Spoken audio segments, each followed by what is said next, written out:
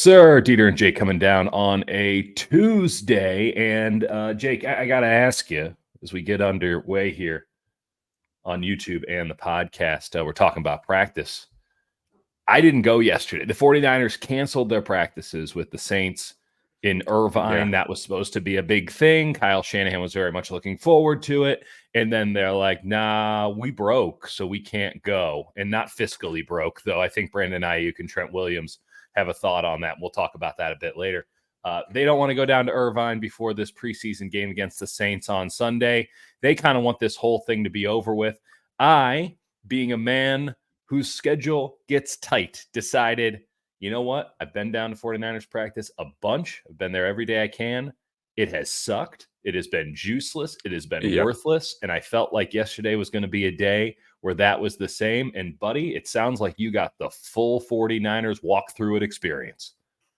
So the 49ers we had 23 guys injured on Thursday. And so we're not going down to Irvine. 23. But don't worry. They have a 90-man roster. I think effectively like 87 of them are actually around on any given day. Yeah, that's not including. I think the active PUP actually counts against the 90-man, which is why they put So Drake Jackson. It's like 85. So you got to hold in a holdout, and then three guys who just don't practice and are just around because they've been on. So PUP. you end up with 60 active players, roughly. Should make around cut down day easier. Yeah. So we find 7. So what they were gonna do, already hilarious enough, they were going to head down to Irvine for joint practices because the 49ers have a joke of a practice facility where their fields aren't big enough they can't host other teams there. That's right. They've tried to acquire land elsewhere, but turns out they don't have the best relationship with the city of Santa Clara. I don't know if anyone was aware of this. Who could have seen that coming? By the way, have you noticed when you go into the media room at Levi's Stadium that they no longer, like the stadium authority room that I'm pretty sure was a broom closet? Technically, that's the office of whomever runs Levi's Stadium. They just don't even have a sign on it anymore. Oh, yeah. It was a secret room right next to the 49ers media room that if you I walked past a million times before I put 2 and 2 together.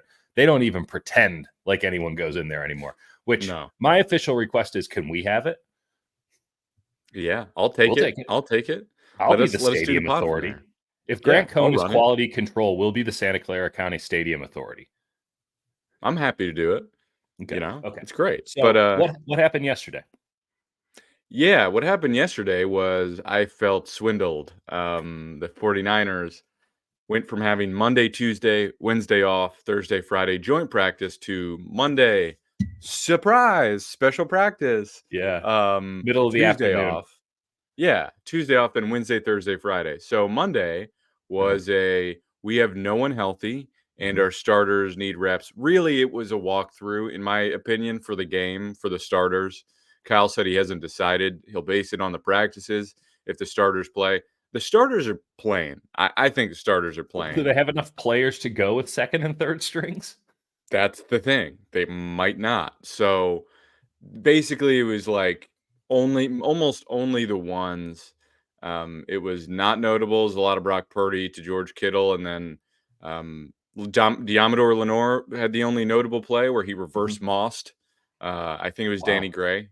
Or maybe no, it was Jacob Cowing. It was like a deep ball to the end zone that didn't look like that bad of a ball, and then Jacob Cowing just went and he got mossed by Diamador Lenore. I mean, Diamador Lenore. If we're going to pretend as if any of this has mattered, Diamador Lenore has had an outstanding camp, and he's been great. Any conversation about him being anything less than a 10, 11, $12 million nickelback has kind of gone out the window with how he's so perfect for that role. And it's something we identified in rookie OTAs when he was drafted. He also a content creator, so maybe there was a kinship there. But I have just been blown away with how perfect he seems for that role. And given how difficult it was for the 49ers to put him in that role, right? It took a long time. And I do give credit to Steve Wilkes for finally saying, this is right. Yep. This is the right thing to do. Even going from outside to inside, that's the right thing to do. And the gap between K'Wan Williams and finding Diamador Lenore and then getting Diamador Lenore to this point now where he just looks so natural, so Yep. perfect, exactly what K'Wan Williams was, but with much better coverage skills. I just don't see how you can let that guy walk out the door. But that's a conversation for down the line.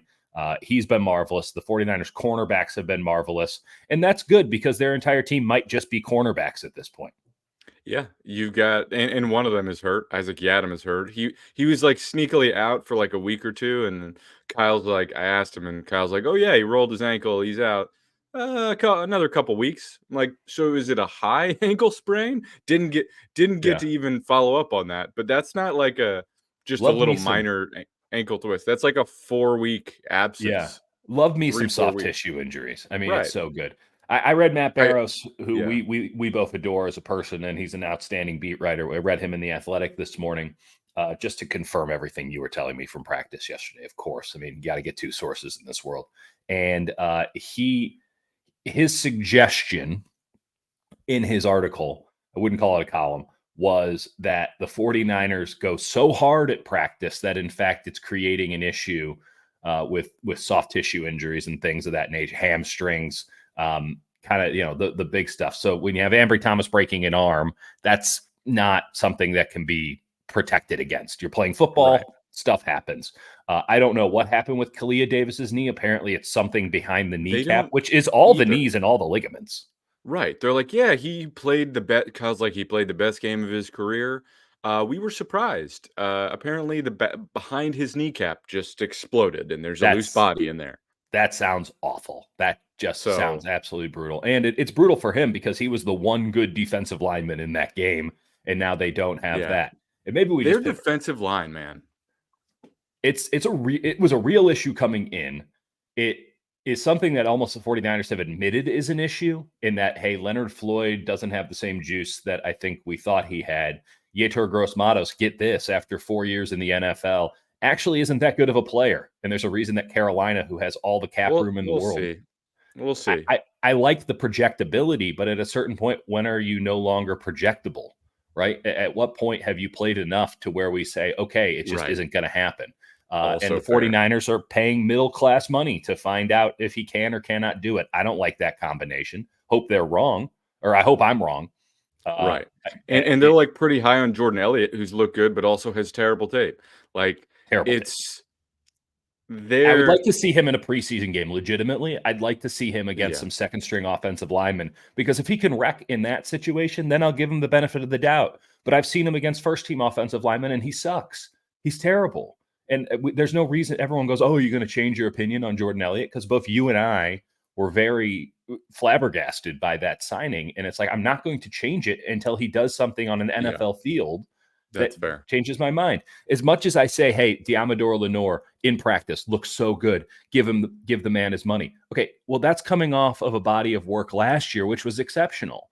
And I think he's taken it to a new level. So I can project positivity. And if I'm wrong, what does that matter? Like if I'm wrong, and I'm Yeah. not saying give him the contract now, he's still got to do it this season. I'm just giving everyone a forewarning. With Jordan Elliott, you have a situation where you're right, he does look good in practice against a really crappy offensive line. And Yeah. Yeah, he's like then you watch his demolishing Nick tape. Zakelj. Everyone, I could get in there and give you a rep where Nick Zakelj spends more time on the ground than Brandon Pajemski. Like I have to see it in a game. Maybe I am wrong. Maybe the 49ers pro personnel department nailed it. But I do come back to 2 points. One, the Browns were thrilled to let him go. I mean, people that I hadn't heard from in years, not NFL people, Browns fans. Apparently, I have them. I am not completely persona non grata in the city of Cleveland, though. Play my cards right. Maybe I can get there. In that, they were like, have fun with Jordan Elliott. I'm a Mizzou guy. This guy, other guy was a Mizzou. They're like, have fun with Jordan Elliott. So my internal biases say, hey, I should love Jordan Elliott. One, I didn't love Jordan Elliott at Mizzou. And two, my Browns sources are like, this guy's brutal. Here's the other thing. And I'm going to bring it up again because I really don't think that this has been highlighted enough with Jordan Elliott because we don't talk about Jordan Elliott very much, but this is like a thing. And I never heard this before. And I know that some stuff gets over our heads. It's the NFL. There's 90 men on every roster and stuff. You know, it's a crazy league. Jordan Elliott restructured his rookie contract. He restructured his rookie contract. And you might go, well, yeah, dudes restructured contracts all the time. That is him saying, if I don't take less money on my rookie contract, they are going to cut me. And beyond that, no one is going to sign me because there is now a certain requisite salary floor that I would cost, and no one is going to give me that. I've never heard of anyone else in the league restructuring a rookie contract. And now here are the 49ers giving him 5x that rookie contract for film that indicates that this guy should not be in the league. Now, again, when you watch him practice, you can understand why he's in the league, but has he been appreciably better in practice than Evan Anderson, the meatball? I would say yeah. Okay. I would say yeah. I mean, let me just let me just real quick with Kalia Davis gone, I'm looking at their defensive line. Let me just read out. They've got like 8 guys that they can confidently keep, and everyone else is they've got on the end Bosa, Floyd, Beal, Gross Matos. That is it, unless they like somehow have fallen in love with Jonathan Garvin and in the last 2 seconds. I'll I say mean, he looks like Austin Bryant has gotten some no, love, he's but hurt. oh, that's He's right. hurt. I think they just put him on IR. So he's done. So he's done. That's going So good. he's gone. Defensive tackle, Malik Collins, Javon Hargrave. Both have insane mileage. Great players. Both over the age of 30. Then it's Kevin Givens and Jordan Elliott. And then T.Y. McGill, who's looked bad, had like 2 offsides in the game. Evan Ty Anderson, who I've McGill seen had a nothing legit. from. Ty McGill had a legitimately cuttable football game, as in like we're going to leave you in Nashville. And then Shaquille Brown, who like we kind of like, but like hasn't done much. Hasn't done And it. then the only other guy on the edge is like Sam Aquanu, who I like, but like I haven't seen anything. He's He's injured. a guy who I've like been like, oh, that was interesting. Maybe let's see him Mhm. in a game. Haven't seen him in a game. He's like been hurt. They have no depth. They have 8 players on the defensive line, and if one of them goes down, they don't have an answer. I want to be very clear about 2 things. One, if 97 goes down, this entire season's over, 2020 style. Okay, full stop. Because Yep. there's no one to. What's happened here is this, I'm adding an additional point here, Jake. Apologies. They have turned their defensive line into their offensive line, where one elite player has to hold up the entirety of it. Nick Bosa cannot come off the field moving forward. If he comes off the field, they're just 4 men getting pushed backwards. That's it. That's it. Unless Javon Hargrave wants to have the same first half of last season that he had, and then you don't have anything for the second half. And I'm sure he's going to control himself and his explosion to keep those hammies there. But that's the worst possible injury you can get as a hand on the ground 3 technique where your entire game is splitting gaps. To not have your hammies, that's your entire sport.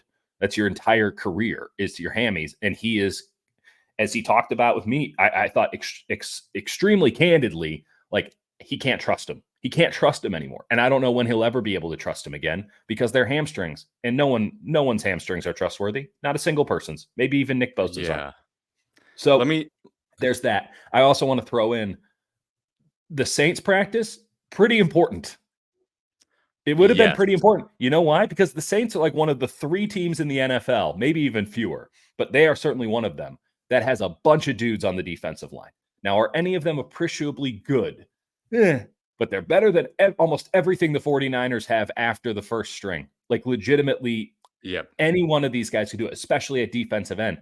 Those joint practices would have effectively been scouting trips for the 49ers down in Irvine because the Saints are going to cut 1, if not 2 defensive ends, maybe a D tackle who can play for another team. And the 49ers are in a position where they need to add one. So I hope that they get some first team reps or second team reps and the Saints show something in the preseason so that these guys can better evaluate because I have to think that maybe even 2 players from a different team are going to be on this roster on cut down day when it comes to the Yeah. defensive line. They literally have to add defensive linemen. It's not even like, I think they could. No, they need someone. They don't have enough bodies. They don't have enough capable bodies. Like I was just looking at the list of guys out there. There's like Hassan Ridgeway. There's, Wow. on the edge, there's To be like fair, Hassan ghost. Ridgway, big boy. Big Yeah, boy Hassan Ridgway. there's the ghost of Carl Lawson, Yannick Ngakoue, Shaq Barrett. I don't think they really want to pay anyone really, but it's You, not nothing. you think I you want to asked make a Kyle. trade with the Jets and go get Hassan Reddick? Might as well, honestly. I Just asked Kyle because Kyle every single year is like joint practices. Love them. Mhm, They're mhm. huge, super important. Value them more than the preseason games.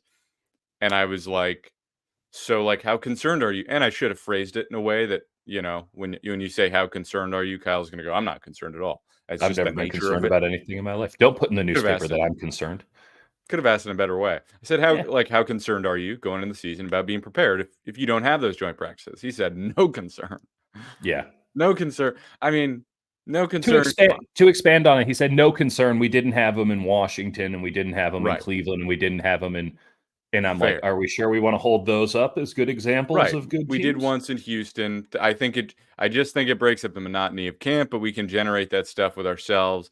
Sometimes it's nice to go against different schemes, but it all changes once the year starts anyway. Yeah. Fair. But the Mhm. point is that like it means you get to see your ones against their ones, but when you don't have like all the ones available, and In you a don't actually controlled have like environment where your quarterback's not gonna die, so you can run your right, stuff, right? right. You But don't your want ones guys v ones in a preseason because of the risk of injury. and you get one-on-ones in a way that you're, like, really going against someone from a different team that you haven't seen before, like, you get a chance, "Oh, it's They'll not run just some our stuff. back." Right, Yeah. it's not just our guy winning against Nick Zakelj, it's a real player. Mhm. That's valuable. I don't care how much he downplayed it, it's meaningful. It's immensely valuable, Jake, because one, it seems as if this entire preseason has been built around those two practices, right? They've been dogging it and just Yep, being casual every day. And I'm sure there's a million other factors that we can get into. The fact that you don't have Trent Williams, the fact that you don't have Brandon Ayuk, all the injuries, like that's a factor. But it also seems as if these practices have been structured fundamentally to lead up to that thing against the Saints. And then the flip side of it is now you have to treat preseason seriously. And that's something Kyle Shanahan has yep, already shown us time and time again, year after year, he is not interested in doing. So you say, oh, well, the Rams aren't, the Rams don't treat preseason well. They're having Stetson Bennett out there throwing 4 interceptions. They don't even play Garoppolo, or the Packers don't take it seriously. That's fine. They all got the joint practices, right? They had the thing that they were building up for. You do need some time where your ones are going. And I can understand fully why Kyle is like, I would prefer to have my serious, let's see what the ones got stuff in a joint practice where it's more controllable, where we can get more reps, right? There's no 3 and outs. yep. You can get more reps. You can get more appreciable data. You get better film, all this stuff. You can do small tweaks on the fly. Yeah, you're This working with the other coach on what the actual plan is. Right. You both teams are getting better for the sake of, the practice. This is why college teams, when they do their scrimmages, some of them go hard, some of them don't. When we talk about spring games, but in those you can make these micro adjustments. The coach is on the field. It's not structured Yep. totally like a game. That was what this entire preseason, at least ostensibly, was built around. And now that's not there. So are they going to up their game for these preseason games so that these first team guys can get serious reps and see what they got against somebody else? Because again, one weak link on a defensive line or the offensive line totally fucks any practice if you're going up against your own dudes. Yeah, and one thing is so now their plan is, I think probably Thursday they're gonna have what never heard Kyle call it before. He called it the mountain. Their mountain practice, the longest practice of camp. They're Okay. gonna have that probably on Thursday, which they were gonna be down in L. Didn't they get well beyond base camp? Weren't they at, almost pre-summit last Wednesday? That was a lame ass practice. That They was supposed to be their previous mountain. That was K2 before Everest or whatever. I don't know yeah. anything about mountains. I listen. I've watched a lot of climbing documentaries, and I can't even tell you. Okay. Yeah, so Re- they're gonna have their longest practice.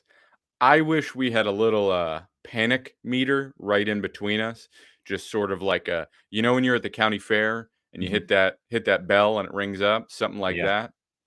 Maybe we'll maybe we'll Well, maybe do we'll it do with it in your arm. post. Do it with your arm. Where are Do you? it in I'm do it in I'm post. at like So that's I would say This is 0. This is 10.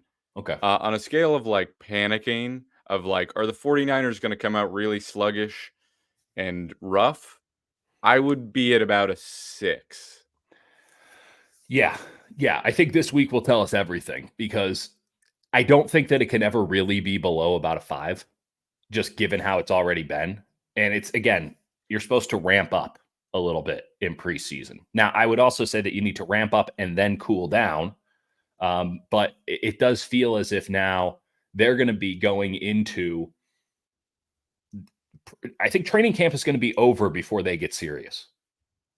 After the third Yep. preseason game, which is going to be a short week in Las Vegas, they're going to barely practice beforehand. I don't know what they're going to do in that third preseason game because I don't know what they're going to do in the second, but I would just say, given Kyle's track record, they'll probably ramp it up for the second preseason game, maybe do a full quarter or a couple of series with the first teams and then get everybody out. And then I would say they're going to dog it in the third and just do it as a roster cut down final audition.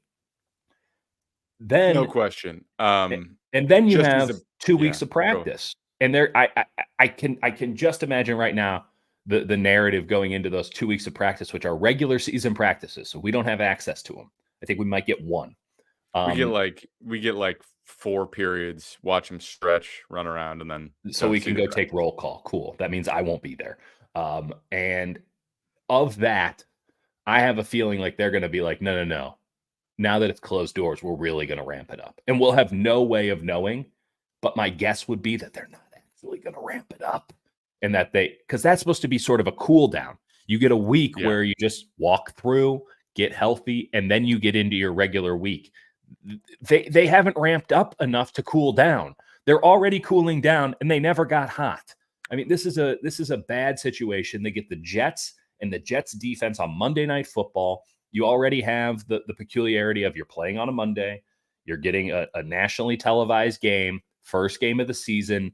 We don't really know. They're trying a new defense. The offense is going to be different in that they're probably going to be more spread out, I think, this upcoming season, 11 personnel. You don't have any resolution with Ayuk. You don't have any resolution with Trent Williams. We are less than 4 weeks away from the start of the season. It's not to say that everything is dire and they're screwed, but like, hey, now right.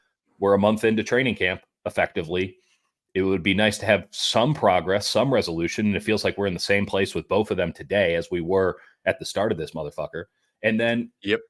I can just so easily see the first couple games of this season not looking good, to whatever that means. Wins, losses, ties, not looking good. And now the 49ers, who sorry, got my schedule right here on the wall. Like New York, I should say New It Jersey is New because it's Jersey. accurate. They are the It New is Jersey accurate. Jets, as are the Giants. They all Yeah. live there. The practice facilities in New Jersey. They're in Florham Park. Come on, they're in New Jersey. Okay, so the New Jersey Jets, then they're at Minnesota, at the Rams. Okay, these are. I don't think Minnesota is going to be as By the way, challenging. Yeah, JJ McCarthy needs meniscus surgery, he and needs Sam Darnold surgery will on be it. starting. Okay, Yes, they so jet that's like literally as we're speaking.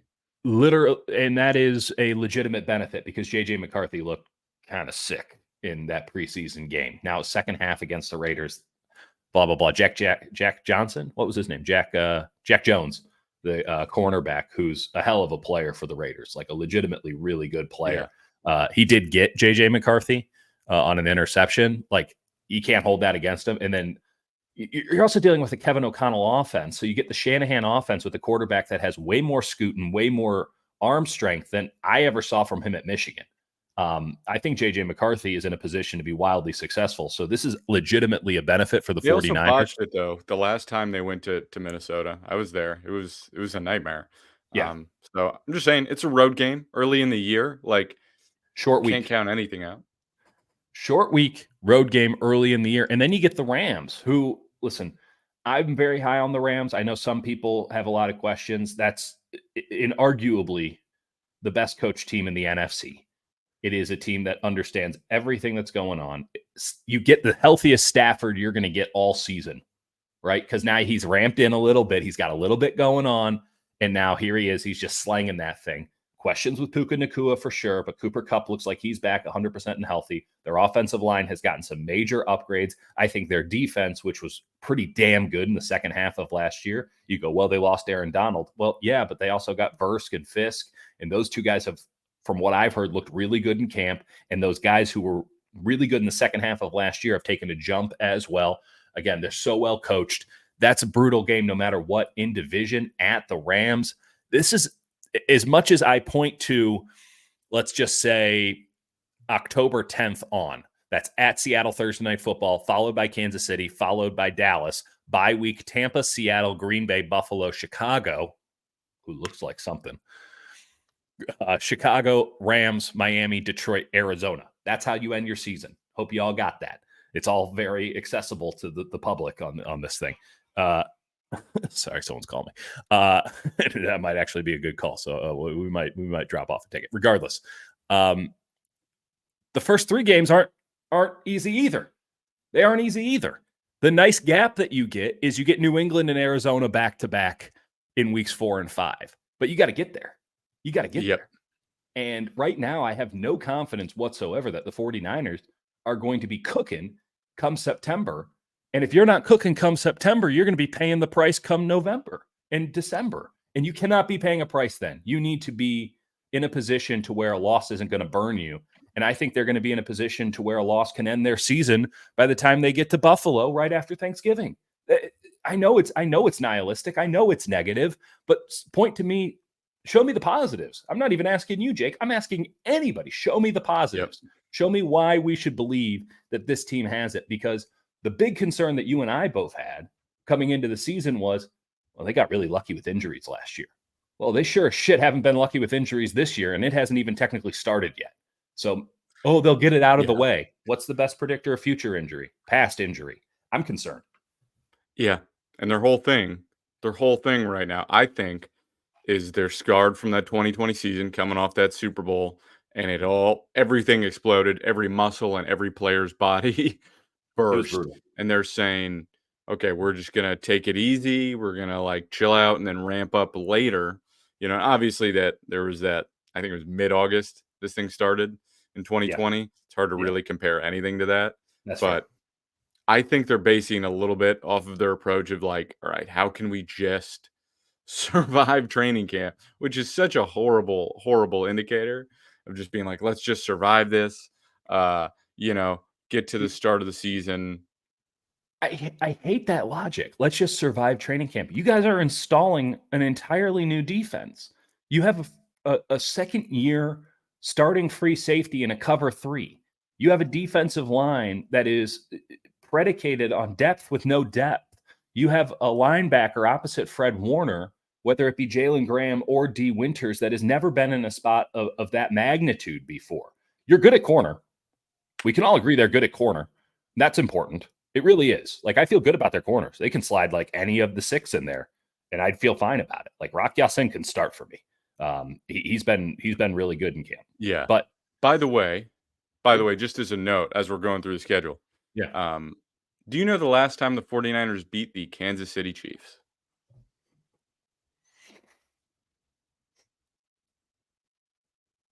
2014? Correct. It was a decade ago. 49ers have not beat the Chiefs in a decade. I would say that was the Dwayne Bowe Chiefs. So let's show some respect, okay? Because I was looking this up, and this is something I want to get into with you a little bit later. I was looking up the top paid wide receivers from a decade ago, and oh boy, it's a who's who. It's jarring how bad. Dwayne Bowe was getting paid a lot, and as I'm not sure if some people are coming in on this or not. I grew up a Chiefs fan, and I held on to that for, I would say, through my time at Mizzou, because it was easy to be a Chiefs fan living in Missouri. Definitely dropped it once I started, covering the NFL professionally. I never cared that much about it, but Dwayne Bowe was awesome. Also, Dwayne Bowe was not that awesome. You know what I mean? Dwayne Bowe was exactly what you mean. Dwayne Bowe was much like a Wayne Krebet. It's hey, it's good when you got a shitty team where you're that guy's awesome. That guy's the best player on a crappy team. Dwayne Bowe was, manna from heaven for a crappy Chiefs team. So that's neither here nor there. It's just to say, we talk a lot. we talk a lot about the second half of the schedule, the post bye week, weeks 10 through 18, and how brutal that's going to be going to Green Bay and Buffalo back to back on the week of Thanksgiving. Like, that's tough. You get, at Tampa Bay. Okay, well, if you're going to play Tampa Bay, you sure as hell want to play them here because that cross country trip is going to be tough, especially coming off a bye. Yeah, yeah. And Like, then you you come get back, you face the Seahawks. Seahawks are just gonna be frothing at the mouth. I don't know how good by they're that actually point. gonna be, No, but by that point, I'm pretty confident in quarterback is going to be a massive issue, right? Gino has got injuries to start with. You're already starting with Gino, so how high is your ceiling? But it's not as if they don't have a great running back in Kenneth Walker, three great wide receivers in Lockett, Metcalf, and then Jackson Smith and Jigba. and then I their like their corners, I like their Devin tight ends. I Witherspoon's an think, animal. yeah, and you don't think they move Witherspoon in and out a lot like Lenore, right? He's outside, he's inside, he's everywhere. Well, they've done really well drafting the last 2 years under John Schneider to get in defensive guys that are dynamic. I think that's the best way to put it. And they don't have an elite pass rusher, fine. I think you can make the same argument with the Baltimore Ravens last year, that they didn't have a guy like a Bosa or a TJ Watt or somebody like that, where you just put the hand in the ground and he's going to win. And now you have to double team him, and that shifts an entire offense. You don't have that with Seattle. You didn't have that with Baltimore last year. What you had was abject chaos. You had guys running a bear front and just doing crazy stuff and versatile, chaotic players. And I look at the Seattle defense, and they're not certainly to the talent level of the Baltimore defense of last year. That's a far cry. You don't have those linebackers, but they got some good players, some good young They also players. picked up Byron Murphy, who's Yeah. sort of a terrifying human. Right. And so you now are looking at a team where, okay, I feel okay about them week 6, right? Thursday night football, even in Seattle. Never going to be a cupcake. I know that Brock Purdy's owned them in Seattle. I know all this stuff, but that's always going to be a fun, interesting, and difficult game, if nothing else, based on the schedule, based on the fact you're getting on a plane on a Thursday night. That one's not going to be easy, but I feel better about that one than I do about week 11. I don't know when Seattle's bye week is off the top of my head, but at that point, that is second half of the season, unquestionably. It's probably post their bye week, though that can be confirmed by somebody other than me who's willing to look it up right now. And man, I am just of the mindset that Mike Macdonald is such a good coach, and particularly such a good defensive coach, that by the second half of the season, much like with the Rams last year, that defense is going to actually look the way Macdonald wants it to look and be able to run the stuff that Macdonald wants it to run. And Brock Purdy shit his pants on Christmas Day last year, having to face all of those multiple different looks. And by the way, Kyle Shanahan didn't cover himself in glory in that game either. Yeah. I'm very concerned about that week 11 game against Seattle if we get to that point. This If we get to schedule is that a point. goddamn grueler, man. I mean, Totally. like after the first 6 weeks, like after that, let's say after that Seattle game, you got 10 days off for the Chiefs. You have to be 4-2. You have to be at least 4-2 at that point. Mm. And I know there's a route where they just destroy the Cowboys and the Bucks, and they beat the Seahawks, and they still on the Packers, and the Bills aren't themselves, and the Bears turn out to be worse. There's plenty of routes for it to be worse, or Stafford gets hurt by the time they play him, and Tua is collapsing. There's plenty of routes for these teams to, be messes by the time they see him. But they also have to be good. The 49ers have to be healthy. Like, I just don't feel good about them sustaining anywhere near the level of health they had last year, and particularly on the defensive line, given how bad they were in the run game, even with like a pretty healthy group last year. Eric Armstead was hurt quite a bit and played through Their stuff. entire run defense was predicated on Eric Armstead. I mean, that is not a foundational piece for run defense. And yet when he was out, it all went to shit. And when it was in, it was like fine. And they were holding up that, we haven't given up a 100-yard rusher. That didn't mean anything because they were still giving up 5 point something per clip. This is a team that doesn't run a lot of plays in a game. This is not, air raid where everyone's getting 70 reps. It's a 100-yard rusher, but that's strictly because no one was getting the volume. And so there, obviously that's an issue. And maybe Malik Collins, who is a guy we haven't talked a lot about, but was very good. I thought he was very good for Houston last year. He just got too expensive, and they wanted the receiver over the defensive tackle, and they felt like they had enough depth there, though I think they were proven incorrect on that. And they're in the market for a defensive tackle, defensive end as well right now, from what I've heard.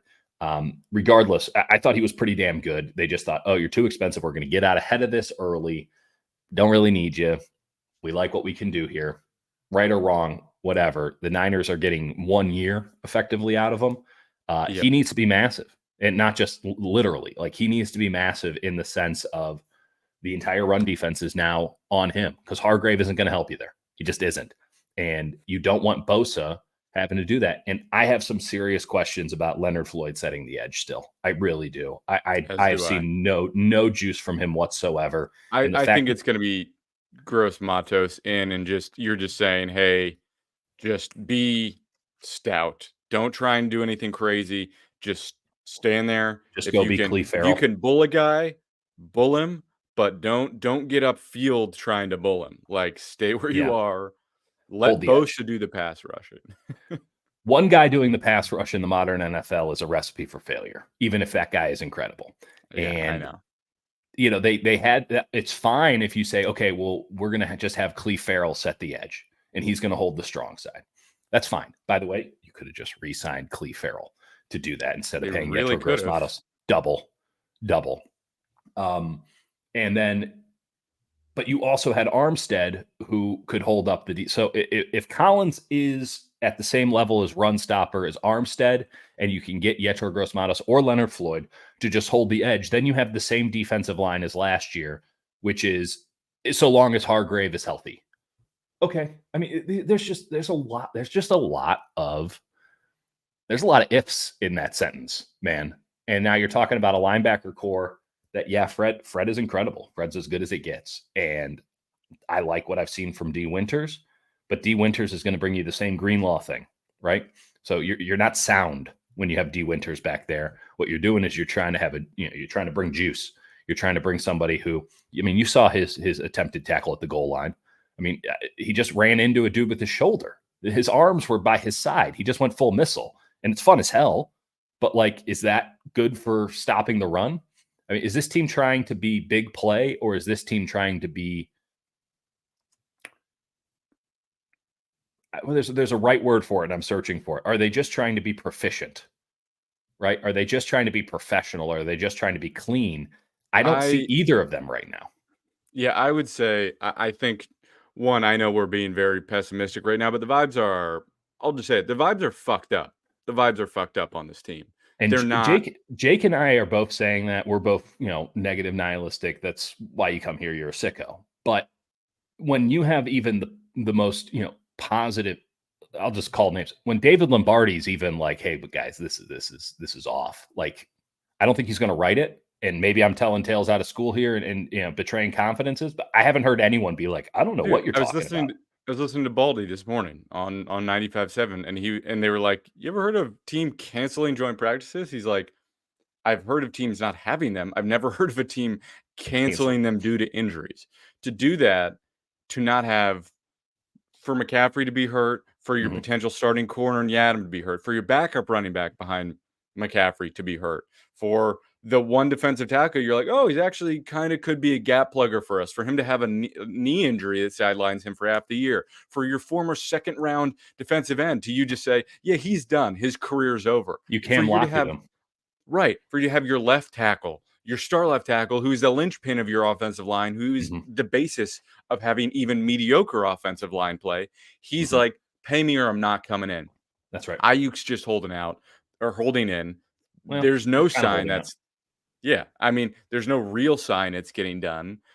You've got really young safeties who I like, but totally unanswered questions about him. You've got Devondre Campbell, who's like older, and you're like, I guess Greenlaw is going to come back. Maybe it's an Achilles injury. Who knows? Here's how bad it is. I forgot DeAndre Campbell was on the team. Yeah. I forgot Also, he was on the team. I've been talking about D Winters as if he's going to take that job. No, they're going to have slow as shit and stiff as shit Devondre Campbell take those reps for the first 2 weeks of the season until they realize, hey, there's a reason this guy was available after Eric Hendricks said no to us. There's a reason that also, one of our yeah. arch rivals just let him walk out the door. Yeah, and listen, Devondre Campbell, if he's like healthy, looks like any version of his former self, really good. I thought he's actually had a decent camp. He's not been playing every snap, but like he's at least looked like he knows how to play coverage and can Okay. be there. We'll see. I Like I I gotta haven't see seen it. that from him, so I'll take your word for it. Yeah. What I've seen And is a then lot of standing on the sidelines talking to a trainer, and then when he does get in open space, getting absolutely cooked by like Cody Schrader, which I can't believe I'm using that as a pejorative, but like Cody Schrader shouldn't be cooking you if you're a former Pro Bowler. Like I yeah, know that different points in their career, but like I mean I saw yeah. Tim Patrick run the dude over. Like what are we talking I about here? I also haven't even mentioned Ricky Pearsall, who we both love, has not been on the goddamn field because he's had a shoulder injury he picked up in OTAs. Then he had a hamstring injury. Now the shoulder injury's back. They had to bring in 12 wide receivers. They have like 12 wide receivers on the roster because they don't have enough guys to catch passes. They brought in Robbie Chosen, who were all supposed to be like, wow, Robbie Chosen. What are we talking about? He What are was we doing here? available. He was available to sign on August 12th. How good could he be? Now, by the way, I do want to Yeah, note something. The 49ers have brought in players off the streets and had them start. I mean, Deshaun Gibson. to Sean Gibson, they just brought him. They're like, we just need a safety. And then he came in and he was fine. That's at Yeah, safety, though. That's at safety.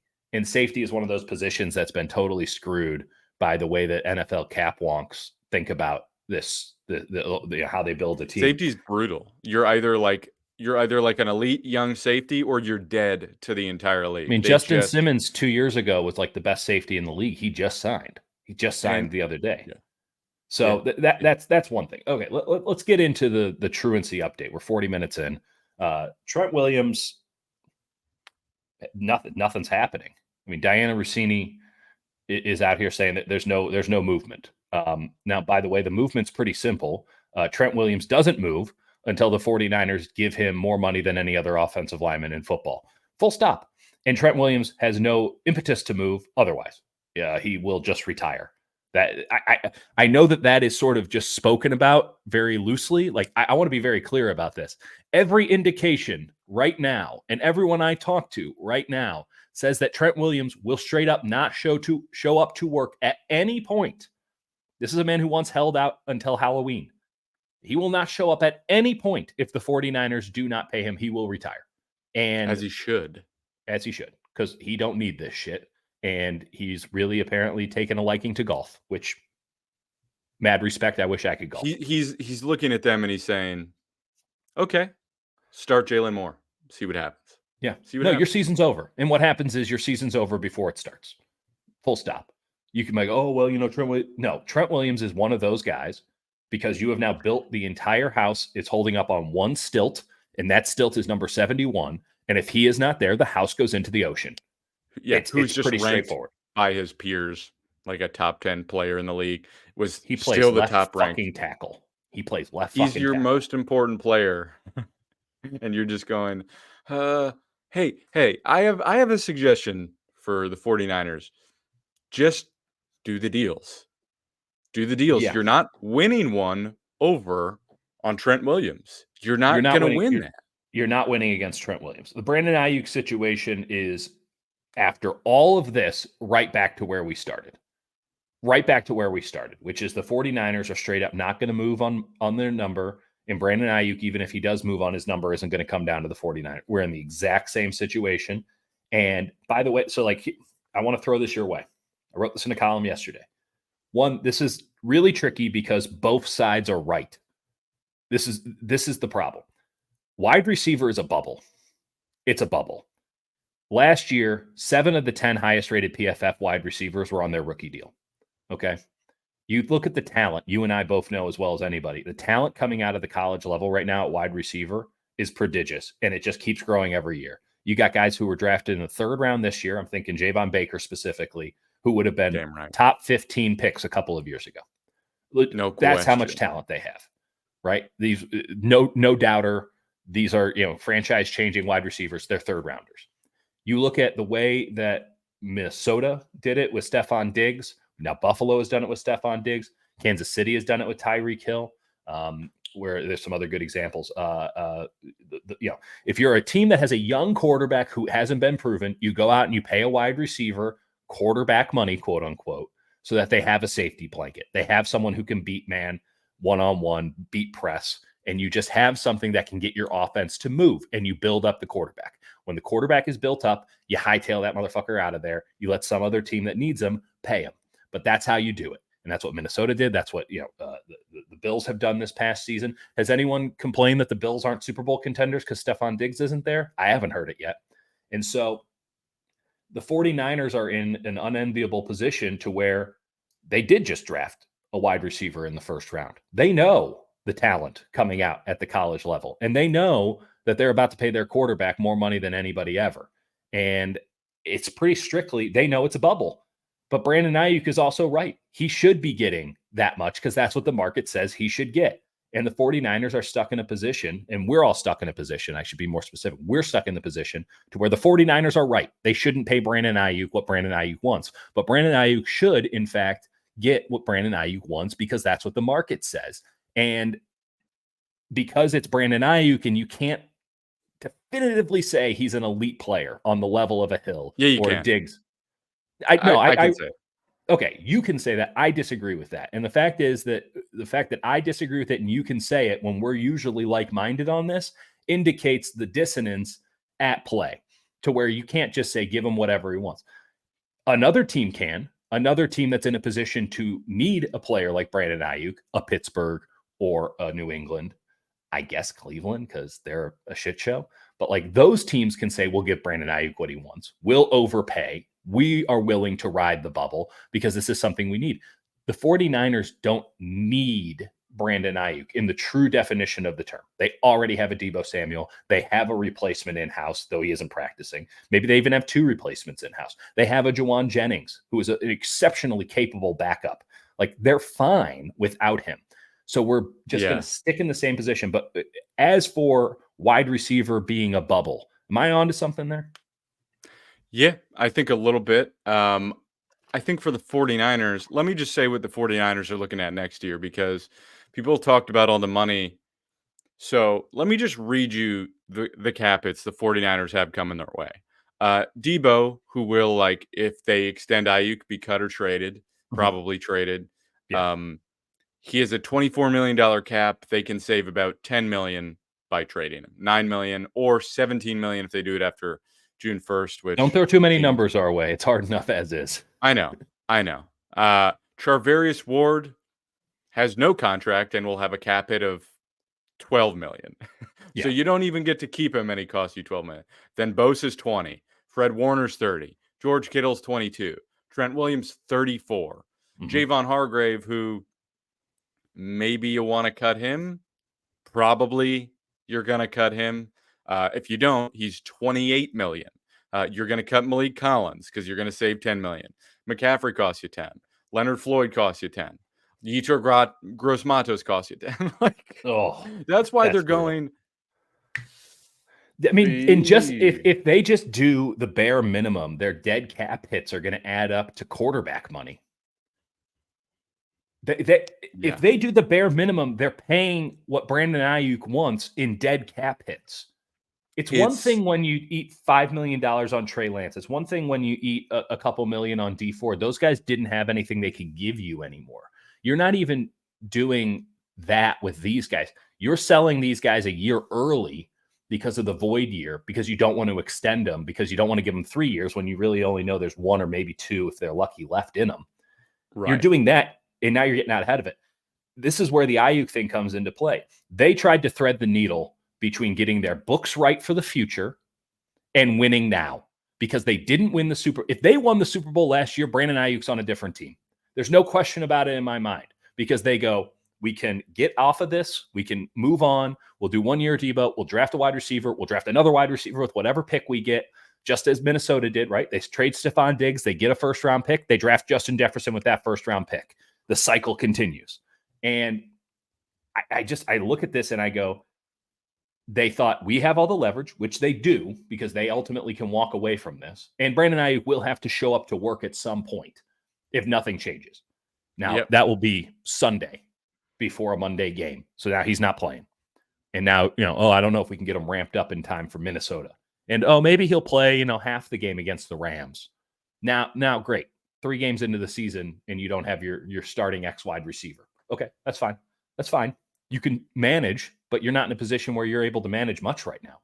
So instead of just getting out ahead of it, admitting, hey, this window is closed, but we need to keep this other window open, and this window is built around Brock Purdy. Instead of doing that, they decided to try to have it both ways, and that's where we're at now. Where they're right yeah. and they're wrong, and on both sides, right? Yep. And we're just Yeah. stuck in this state of ambiguity because Brandon Ayuk's right, the 49ers are right. The 49ers were right to try to win now. The 49ers would be right to try to win later. Like, it's just stuck in this state of gray, and that means nothing's going to change. Here's the thing to me, though. Ayuk fits both of those plans in a way that almost no one else on their roster does. Like, he actually fits the same Purdy timeline because he's 26 and doesn't take a beating like Debo. That's rare. Like, they're in a situation where they're going to have to, like, extend Kittle, who's going to be 31, because if they don't, they're going to have to eat all this dead money, and he's going to be great. Fair, but we have seen Jake Tonjes, and it might be worth cutting Kittle. That's what I'm saying. No, but like, Jake, you're right that Brandon Ayuk fits the future timeline, but there is no future timeline when you're paying a quarterback $60 million where you're allowed to have a wide receiver also making 30, unless you don't really believe in that quarterback. In which case, why the fuck are you paying him so much? I don't know if that's true. I don't know if that's true. Let me know how it goes for Miami this year, and let me know how it goes for the Lions moving forward, because I don't think it's going to work out for either of them. I think fundamentally it's pretty clear that if you believe in your quarterback, then you should be able to put B talent around them, and he elevates them. And Brandon Ayuk is unquestionably an A talent. He's an all-pro, capital A, right? He's an A talent. But there is a wide receiver bubble to where these guys are getting paid more than they should be worth, because there are teams out there so desperate for a quality wide receiver and so cash heavy because they have a cheap quarterback that they're willing to throw it out there. But I don't think that you can, if again, the way the 49ers wanted to do it was pretty straightforward. They were trying to trade Debo or they were trying to trade Ayuk before the draft. And the fact is they didn't get either of those deals done. They asked way too much for Ayuk, 2 first-round picks, and they asked too much for Debo, which was 1 first-round pick. And even though someone did come to the table and say, hey, we're going to do it, it got bogged down in the details and they didn't get the deal done. And maybe that was on Debo. I need to work that a little bit better to find out if Debo was the one who knocked it down, because they weren't going to offer him a contract extension. Regardless, you had to do one of the two. You either had to get ahead of the Debo situation and get the pick so that you can get somebody in there, or you had to get ahead of the Ayuk situation, knowing that, hey, if you still have Debo on the route, you can only afford one of these guys at 20-something million, much less 2 of them at 30, or in this case, 50 million combined, more than. Like, you just can't do it. You can't do it. And I don't care that much about, we talk about it and people are interested in it because it's weird and it's messy and it's interesting. And that's way better than anything that's happening on the practice field today. But like, I don't care that much about the drama of it all. It's just gossip and fun things to talk about. What I care about is this is a team that has to get its books right. And everything right now is pointing to just absolute catastrophe as it pertains to the books, in which case you have to do what the Rams did last year and do a complete clear the deck season. And when you haven't won a Super Bowl, you don't get one of those. You don't get one of those. So to try to thread the needle between win now and win later, when a clearing of the decks is on the table, you better fucking thread the needle, and they didn't. Yeah. Also, by the way, one guy I didn't even really mention. So after this year, Nick Bosa, he makes counts for 20 million next year. The year after that, let me just read these cap hits off. 42 million in 2026, 52 million in 2027, and 43 million in 2028. I mean, the salary cap is going to go up, but Brock Purdy's going to take all of it. Like, this is the other thing. The salary cap's going to go up. Great. You know what definitely doesn't diminish in cost? Quarterbacks. Like, it's been proven, if you don't have one, you don't stand a chance. And so no team is willing to do the bold thing and just say, we're going to run out there with a schlub. I mean, Tampa Bay did it last year. And then what did they do? They paid him $30 million. They paid Baker Mayfield $30 million. Good luck to them on that. Like, here's Geno Smith in constant mediocrity. Good luck with that. Yeah. I think the question we should kind of be asking is 2026, what does this team actually look like? Like, they've got Brock, they've got Bosa, they've got Warner. I would still probably say Kittle. Besides that, Ricky Pearsall, you know? Well, and this comes back to a point that I want to keep making, mainly because I have no other good points. The Trey Lance deal set them further back than anyone wants to admit. And Yeah. it's not just they missed on the quarterback because they lucked out and they found the quarterback. So who gives a Right. If shit? they'd taken him, third overall and that was just their pick, it doesn't Right. matter. If they hadn't moved up and they were able to get him, I think it was 12 originally, no problem. No Probably should have problem. taken Mac Jones. You swung and you missed. It is what it is. It's not great. No one's saying that that's a good thing, but you can manage it. It's the two other first round picks. That would have been high level talent, or it would have been serious depth, right? Now, who's to say what happens with the draft? It's all a crapshoot, blah, blah, blah. You can get a Brandon Ayuk, you can get, name your first round bust. The point is, this is a team that was in a position to where everyone was starting to get expensive, and they didn't have the most valuable thing that you can have to Yep. mitigate that problem, which are first round draft picks. And what they did was they put all their stuff on layaway, and they spent like crazy because Parag was too busy with Leeds United, and they went out there. I'm not kidding. The more I say it, the more people go, "You're on to something there, buddy." And it's people who would know. The more, they didn't do a good job of having two timelines. Not to go full Warriors, but like every team in the NFL has to have the now and the later. And if you don't have either of them, you're consistently picking for the your later becomes now.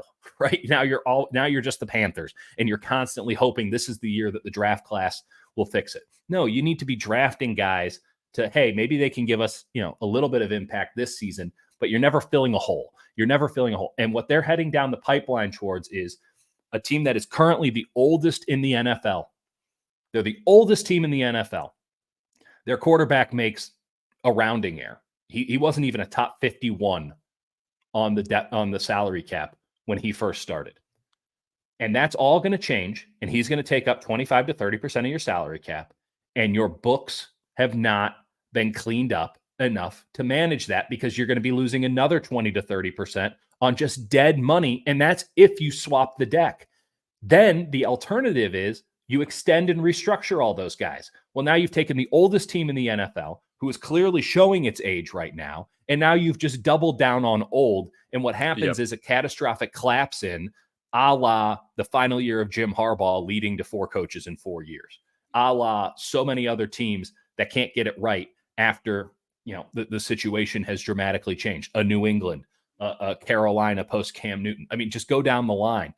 Now you're stuck not just in mediocrity, but in a expedited rebuild, which is the worst kind of thing you can do. You don't get a year zero. You get to fuck up with one quarterback in this league. Kyle Shanahan has already done his fuck up, and it set this team back way further than anyone wants to acknowledge, because Brock Purdy covered up the surface level issue, but the deep issues are starting to bubble up now. Yeah, I think what's something I'm thinking about, and this is somebody who I'm I think the Brock Purdy narrative is just like kind of tired in a lot of ways, and gets bogged down being like, is he great? Is he? And it's a fair question because he's going to make 55 million, and they keep telling us he's going to make at least that. Um, but like, what if he has a decent season? Not great, you know.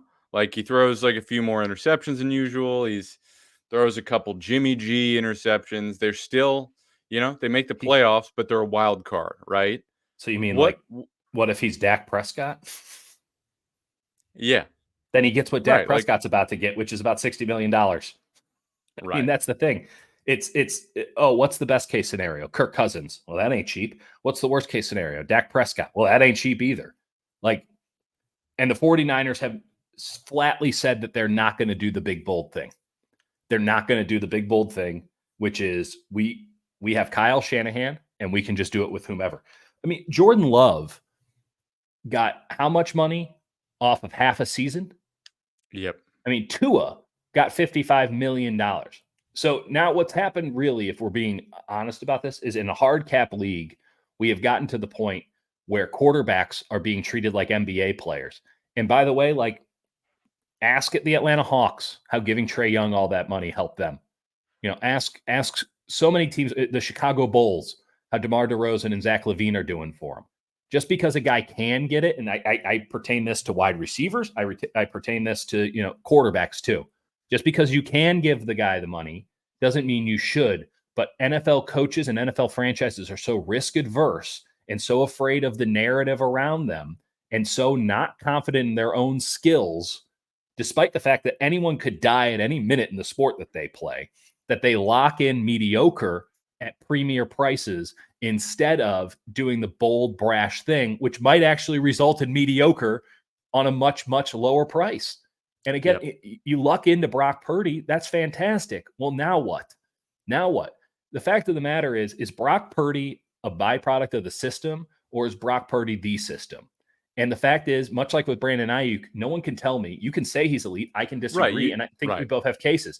I think that there's still an argument to be had on if Brock Purdy's a byproduct of the system or if he is the system. And of course, there's a little bit of both, right? Like Brock Purdy is unquestionably very good. Unquestionably. Would he be very good if he was the Cleveland Browns quarterback? I don't know. I don't know. And I hate to throw it in on Cleveland as much, but like, here we are, front of mind. I think if you put Brock Purdy on the Tennessee Titans, are the Tennessee Titans making the playoffs this year? I don't know. I can't tell you that. Whereas if you put Patrick Mahomes on the fucking Tennessee Titans, I can tell you that. You push Josh Allen. Same thing like CJ Stroud on like most teams. I'm like, yeah, he's kind of carrying them to be relevant. It's like I can't tell you that about Jordan Love. I can't tell you Jordan Love. If you put Jordan Love right now on the Seahawks, I can't tell you that he's going to be the truth because he has Matt LaFleur as his offensive coordinator, and they were done with him by November of last year. And then what did Matt LaFleur did? They just started running two-man sets down the field. They went max protect, and suddenly Jordan Love, who does have a cannon for an arm and is highly accurate when he pushes the ball downfield, when he didn't have to read as much, now suddenly he's able to lead. I think he led the NFL in passing touchdowns last year. But he legitimately was done on Thanksgiving. They win on Thanksgiving in an upset against the Lions, and then it was off to the races. But you look at the nuance of what changed. Matt LaFleur made the offense more simple for him. And in that, he still became, for I think a moment, the highest paid player in the history of the NFL by his contract. It's the same situation that happened with Jimmy. It's the same thing. Jimmy gives you half a good season. And what did they do? They made him the highest paid player in the NFL. And 2 years later, they're like, I don't know if we can fucking do this anymore. By the way, that Jimmy contract is like half of what quarterbacks are making now. Right. Side note, two things. It'll be a third in a couple of days. Two things. The Raiders just signed Nathan Peterman. Two. Awesome. Jimmy apparently made some comments where he's like, I didn't get to be myself, with the 49ers and the Raiders, which is to say, so are you saying, and the Rams are, which is to say, oh, now you're backup again. You get to be yourself. You're saying you should have been a backup. Pressure. There's no pressure on being the backup quarterback. But by the way, limitations are the key to life. And Jimmy Garoppolo should have never been allowed to be himself. That's just good coaching to prevent that from happening. I've seen Jimmy being himself. It's not good. It's not good. He's a great backup, though. Like he would be a great backup. Oh, yeah, good. Yeah, he's just going to get the ball out of his hands and give it to the good players. Like that's a good model. Just a zip over the middle. And again, when I go back to this Brock Purdy thing, is he a byproduct of the system or is he the system? That's the difference. That's the difference. Jimmy Garoppolo is a byproduct of the system. And for years and years and years, I told you he's not a very good quarterback. He's not very good. And everyone goes, well, I'm looking at all these wins and I'm looking at all these stats and it seems pretty good. Yeah, I mean, he's not a total scrub. He's better than me and you. And he's better than the Peterman. But he's a byproduct of the system. He gets out of that system. And it all goes to complete shit. Right. What's to say Brock Purdy's a much better quarterback, but is he enough to transcend the system? Because the system is predicated on having elite playmakers around him. And the fact is that they haven't shipped off Brandon Ayuk already kind of tells me, and that they're willing to pay this guy at least 26, kind of tells me that they're not all in. I would say I don't know that keeping Ayuk is a reflection of Purdy. I hear what you're getting at. I just think Ayuk is a guy that is going to produce no matter how this offense changes. He is on the same timeline. Mm-hmm. He's Purdy's favorite target. I think that's immensely valuable. I do I'm with you. I think this season we put a lot of concerns, a lot of bad vibes out there. Like, we're gonna find the fuck out, man. Like, we'll know. Yeah, no, Like, that's the beauty of y- it. We you could this know, could this could be one of those things where we come back and say, please don't watch the August 13th edition. yeah. But this But by the season way, is a all of these referendum 100%. on When you go, everything they built. they are Yeah, all the way in on this season, and it ish. will. Well, yeah, if they can get their players on the field, maybe we can find out. They're all the way in. They're all the way in. Now they do have to finish it with 71, and they have to get the job done with 11, one way or another. And by the way, the fact of the matter is the 49ers could very strictly do what Joe Douglas did the other day and say, we're not trading you. The 49ers can pull their offer at any point. And frankly, I'm starting to think we're not far away from a point when they should. They should just say, Brandon, we've tried. The time for negotiation is over. Our $26 million offer, which you found to be so abhorrent, is off the table. You are under contract for this upcoming season. And by the way, your hold-in is no longer considered valid. We're going to do a physical tomorrow. And we're, that neck and back issue that you have are going to be wiped out is not. This or you can go on, we can, you can go on injured reserve, like, or something like that. Like, they can do something to mess with his money. Yeah. At some point they can just say, okay, push has come to shove. No resolution's been made. Play the season. The way that the Patriots are going to do with Matthew Judon. Judon's going to have to play on his 5th-year option or whatever the final year of his contract is. I think it's like $6 million or 16, one or the other. They can do the exact same thing. And I don't know when that point is, but we're a lot closer to it now than we were a week ago. I think that's true.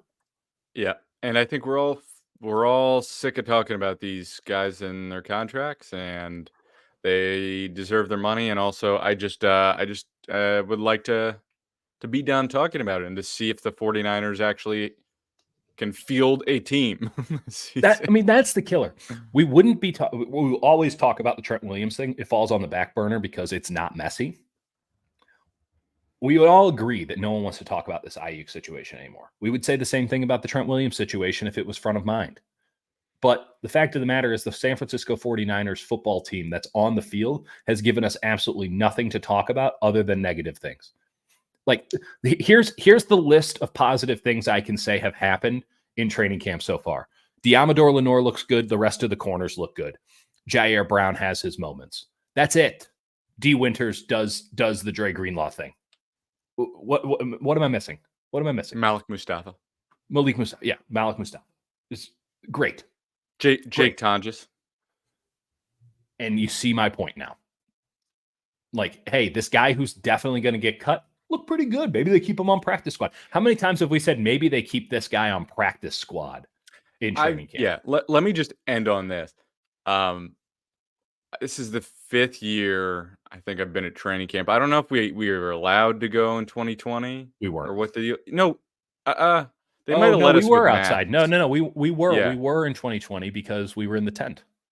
Yeah, they let us look with masks from a distance. Yeah. So it's my 5th year going. To be fair, I really enjoyed that training camp because that was the Trey Lance training camp. That was interesting in and of itself. And I just liked being in the tent. I don't like going into that sterile locker room. Let's just do it in the tent. It was warm out. It was nice. The vibes were good. Branch was being even funnier than usual. Eric Branch, awesome. Love Eric Branch. But I've been doing this for 5 years, and I've never seen a training camp this lackluster, this just like sad and weird from the 49ers. And I'm not just like saying it just because we have a podcast and we talk about the 49ers and we have to talk about something. Like, it's weird. It's weird. The starters aren't playing. There's no juice. Fred Warner basically all but admitted, like, he's like, yeah, I'm not. There's no one to bully out there. So nothing to see here. It's off, and they need to get their guys in the building. And time is ticking, and this practices do matter, even if you're a star player. Like, Nick Bosa said it. He played pretty poorly because his thing lingered too far into the offseason and he started slow. It matters. And if they tell you it doesn't matter, that's just because that's what they have to tell you. There's a flip side to this too with the Ayuk thing.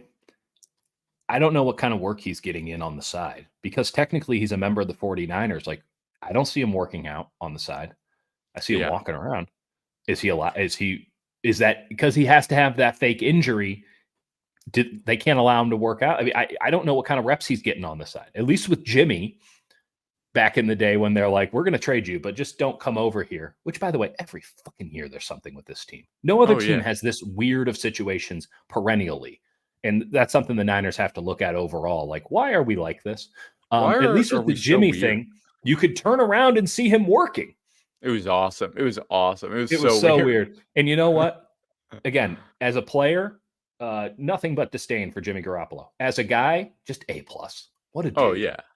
He was so Oh yeah. cool about, I mean, he's just generally so cool. It helps to be exceptionally handsome, which is something you obviously know, Jake, but I could never possibly relate to. And my God, he handled that thing really, really well. Jimmy to me has always been like a Chicago sort of attractive Forrest Gump, where he's just sort of been like bounce around and they're like, I like that guy. Should we make him our quarterback? And Jimmy's like, me? They're like, yeah, you're a quarterback. He's like, okay. They're like, oh, he's Yeah, pretty good. yeah, Do you want to go play in college? Sure, I'll do that. Do you want to go play for the Patriots? Sure. Do you want to replace Tom Brady? Sure. yeah. Not really. And then they shipped him off to the 49ers, and he's suddenly like he just sort of he didn't really fail up. Like he showed some things, but like he just sort of kind of bounced The Ni- around and the Niners effectively went to the Super Bowl with like a Geno Smith type as their quarterback. that's a Right. little disrespectful to Geno Smith. Okay. Well, then fair enough. Take it down a level. I mean, Nick Foles won a Super Bowl, but Nick Foles didn't Yeah. get the Eagles to that point. They had an MVP caliber campaign from Carson Wentz. Nick And Foles was also like a vibes connoisseur, just a magic, lightning in a bottle, you know? it helps when you got it. You know what I mean? Helps when you got it. All right. We're doing dick talk. That means it's the end of the show. Jake, tell the people where they can read you. Yeah. Follow me on Twitter at Hutch Diesel. I'm trying to grind some tape, get prepared for the season, do some preview Uh, stuff. unlike a certain NFL football team. Yeah, I'm trying to. Sorry, all right. I'm ending it there. I just saw a Yeah, bye. column that is cracking me up. That we'll take that off air. Okay. Sounds good. Bye.